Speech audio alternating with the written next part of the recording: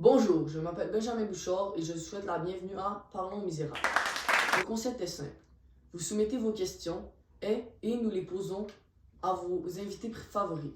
Aujourd'hui, un invité plus grand que nature qui nous rend visite pour la 3e fois à l'émission. Monsieur Marius Pomercy. Les premières émissions ont été surtout consacrées à son histoire d'amour avec la merveilleuse Cosette. L'émission d'aujourd'hui sera consacrée aux relations familiales de Marius et à ses convictions politiques. Marius, vous n'avez plus besoin de présentation. Né en 1810, vous êtes le fils de Georges Pomercy. Votre père était un soldat dans l'armée de la République et de l'armée de la République de la France et de l'Empire de Napoléon. L'histoire a reconnu votre père comme un homme courageux et brave dont l'engagement lui avait valu de recevoir la croix à Austerlitz. Il avait aussi été fait colonel, baron et officier de la Légion d'honneur par Napoléon lui-même après la bataille de Waterloo, même si les hommes dirigés par Napoléon avaient subi une cuisante défaite. Marius, bienvenue à l'émission. Merci beaucoup, c'est un honneur d'être venu à cette émission. La première question du public nous vient de M. David Tessier. Marius, vous avez été élevé par votre grand-père. Quelles sont vos relations avec les membres de votre famille?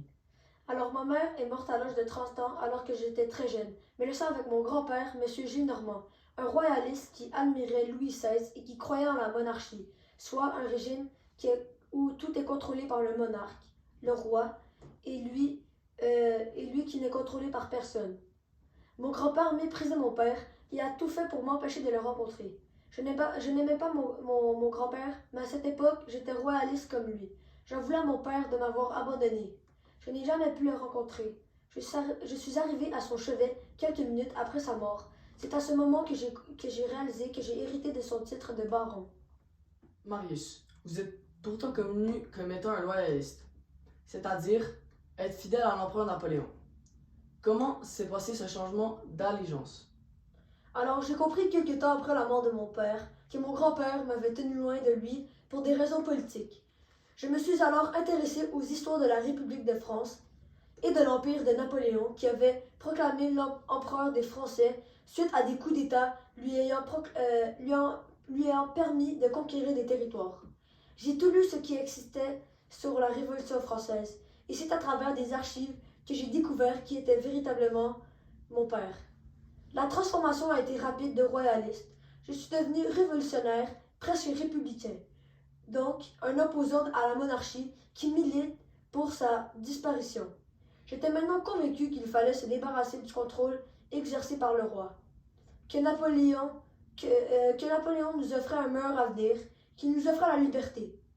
Je suis allé faire imprimer des cartes portant la mention « Le baron Marius Pomercy » en l'honneur de mon père. Quand mon grand-père a découvert le pot aux roses, il m'a mis à la porte. Merci Marius pour ce touchant témoignage. Notre public aimerait en connaître davantage sur la bataille de Waterloo.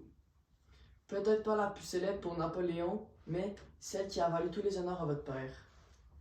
Que pourriez-vous nous dire à ce sujet? Alors c'était en juillet 1815, j'avais 5 ans. Napoléon avait pris le pouvoir 3 mois plus tôt. La bataille s'est déroulée en Belgique et a opposé l'armée française, dite l'armée du Nord, dirigée par l'empereur Napoléon, et l'armée des Alliés, dirigée par le duc de Wellington. Le tout s'est soldé par une atroce défaite de l'armée française. Ce fut, hélas, la dernière bataille de Napoléon et il abdiqua 4 jours plus tard à Paris, faute de soutien politique. Cette bataille fut en quelque sorte le chant du cygne pour Napoléon. On m'indique que malgré cette défaite, vous considérez Napoléon comme un véritable génie militaire et que vous êtes particulièrement fasciné par l'une de ses batailles les plus connues, la bataille d'Austerlitz. Vous pouvez nous en dire quelques mots? Alors avec plaisir. Je suis convaincu que pendant des centaines d'années encore, cette bataille sera enseignée dans les académies militaires. Napoléon tente toutes sortes de pièges à ses ennemis. Il fait croire à l'ennemi que ses forces sont trop faibles pour vaincre. Il utilise de nombreuses ruses et les ennemis pensent alors que Napoléon ne dispose que de 40 000 hommes au lieu de 68 000. Les jeunes généraux russes, peu expérimentés, tomberont dans le piège. Les Français auront très peu de pertes, environ 1500 morts, tandis que chez leur adversaire, 15 000 soldats seront blessés ou morts, et 12 000 ont été faits capturer par les Français. Merci beaucoup Marius pour ces réponses. Pour ma part, Ce qui m'a le plus impressionné dans la bataille d'Austerlitz est l'utilisation par Napoléon d'un lac gelé comme piège pour les ennemis qui se sont retrouvés noyés après que les canons français eurent fait exploser la glace sous leurs pieds. On peut dire que la stratégie utilisée par Napoléon était impeccable. Passons à une autre question de notre auditoire. La prochaine question nous vient de Noix-la-Roche. Marius, expliquez-nous pourquoi vous avez participé à la barricade dans Paris. Alors, je vous ai parlé de mon grand-père plus tôt, Monsieur Gillenormand, et bien même que je n'avais plus de lien avec lui, lorsque j'ai rencontré mon extraordinaire Cosette, toute la hiérarchie sociale et familiale de l'époque exigeait d'obtenir la permission de mon grand-père pour l'épouser. Je me suis donc rendu chez mon grand-père pour lui demander cette permission, qu'il me refusa évidemment. J'étais désespéré, je ne voyais plus de raison de vivre, je voulais mourir, mais je voulais mourir avec honneur en servant la République.